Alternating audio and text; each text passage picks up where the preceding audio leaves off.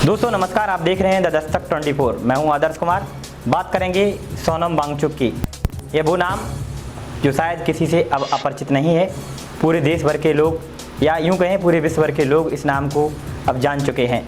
हालांकि उनका संघर्ष कई सालों से चलता रहा है। उन्होंने लद्दाख को लेकर कई मांगें की हैं। वे पर्यावरणविद हैं, इतिहासकार हैं, शिक्षा क्षेत्र में उन्होंने कई कार्य किए हैं और वैज्ञानिक भी हैं। दोस्तों लगातार 21 दिन से उनका ये आंदोलन जंतर मंतर पर चल रहा था।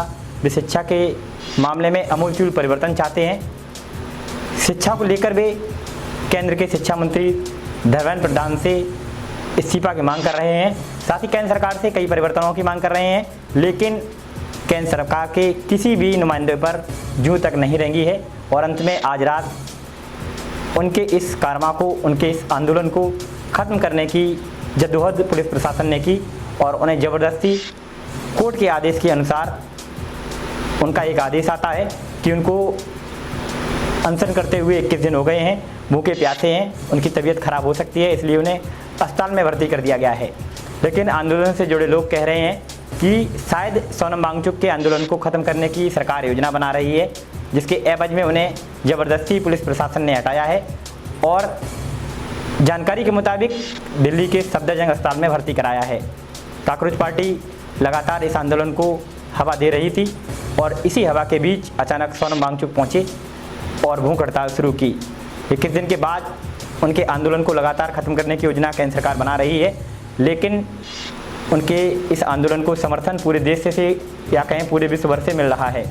इंटरनेशनल मीडिया भी उन्हें कवरेज कर रहा है, जैसे कि अमेरिकी अखबार New York times, Britain news agency writers, Washington post, America news agency AP ने लगातार इस आंदोलन को कवरेज किया है। लेकिन भारतीय मीडिया चुप बनी हुई है। मेनस्ट्रीम मीडिया की बात करें तो 20 दिन के बाद शायद जागी है और अब सोनम वांगचुक के आंदोलन को कवरेज मिलना शुरू हुआ है।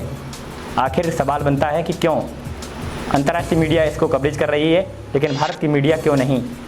और विपक्ष के कई नेता उनके इस आंदोलन को समर्थन दे रहे हैं। देश के गरीब, देश के शिक्षा के क्षेत्र से जुड़े लोग और देश के छात्र भी इस आंदोलन को अब हवा दे रहे हैं।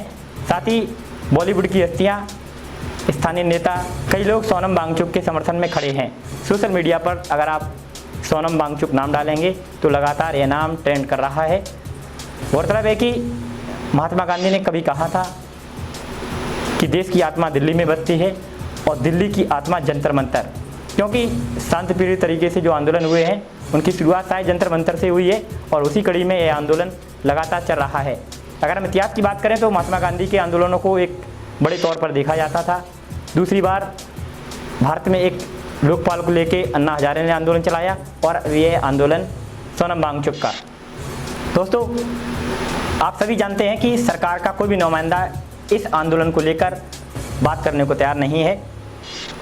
लगातार शांतिप्रिय तरीके से सोनम वांगचुक शिक्षा में परिवर्तन की बात कर रहे हैं और हम आपको बता दें कि आज से करीब 42 साल पहले यानी कि 1984 में लेह में अनुसूचित जाति यानी ST वर्ग के कुछ लोगों को आरक्षण मिले। इसको लेकर सोनम वांगचुक के पिता सोनम वांग्याल 6 दिन की भूख हड़ताल पर बैठे थे और उस समय देश की प्रधानमंत्री इंदिरा गांधी थी। तो इंदिरा गांधी ने लेह में पहुंचकर बाकायदा इस आंदोलन को ख़त्म कराने की उनसे गुजारिश की थी और कहा था कि आपकी मांगें पूरी की जाएंगी।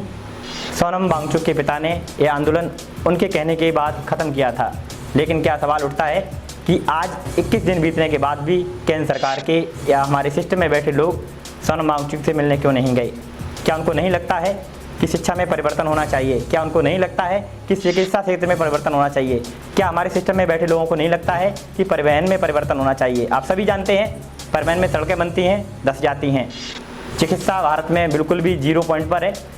चिकित्सा के नाम पर देश में गरीब लोगों की जेब काटी जाती है। वही हाल शिक्षा का है। आखिर हमारा देश कब जागेगा? यह सड़ा हुआ तंत्र कब जागेगा? हमारे देश की जनता कब जागेगी? यह सवाल आम जनता को सोचने चाहिए, समझने चाहिए।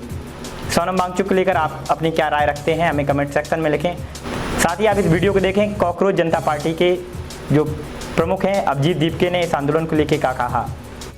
सुबह 7 बजे जब मैं यहाँ से निकला फ्रेश होने के लिए, तभी पुलिस के गुंडे यहाँ आए, सोनम सर को घसीट कर गाली गलौज करके लेकर गए।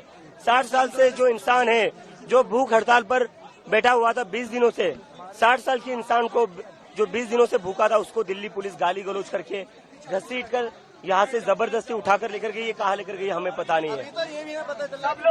और जब मैं मेरे दोस्त के घर से निकल, जैसे ही मुझे ये खबर मिली, मैं जंतर मंतर आ रहा था, पुलिस वालों ने मुझे भी मारपीट की, मुझे भी सड़कों पर घसीटा और गेट बंद करके मुझे अंदर रखा और कहता है तू जंतर मंतर कैसा जाता है हम देख लेते हैं। मुझे भी दिल्ली पुलिस ने डिटेन कर रखा था।